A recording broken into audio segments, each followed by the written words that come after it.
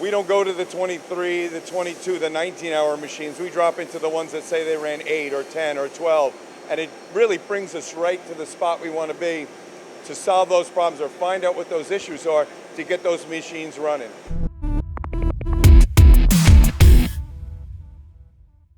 But this massive facility that I'm standing in right now is all being monitored through FactoryWiz.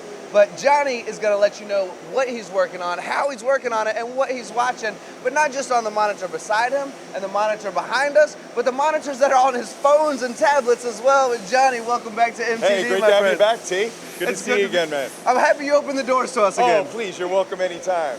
We're dying to tell everybody what we're working on here, so we're proud of what we're building, you know? As you should be, So with thanks the so much. amazing people behind you. You've already mentioned Yeah, that you're a great captain to this ship, but let's jump into this machine monitoring Sure. that you do and how it's been beneficial for you. Yeah, I got to tell you, we just finished, or we're just about to finish this full aisle. It'd be about 2 years, 16 machines, and the next logical step for us was to figure out what did it mean. We really got into this monitoring thing to prove that what we were buying was really efficient and we should buy more of them.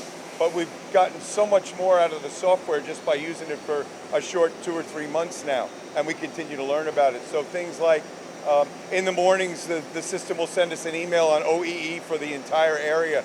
So on our way in or before we even come to work, we know how we did that last night. Those are robot hours. We like to see what we're coming into. I had a case not long ago. A gentleman was at a soccer game with his kid down the street. His phone popped, said his DA went down. He had a few minutes, he was close by, came in, changed the tool. We got 16 hours out of the machine. We would have had no idea that machine went down unless we had the monitoring. So you could see how the people are excited about it too, and they're really using it inside and outside the facility.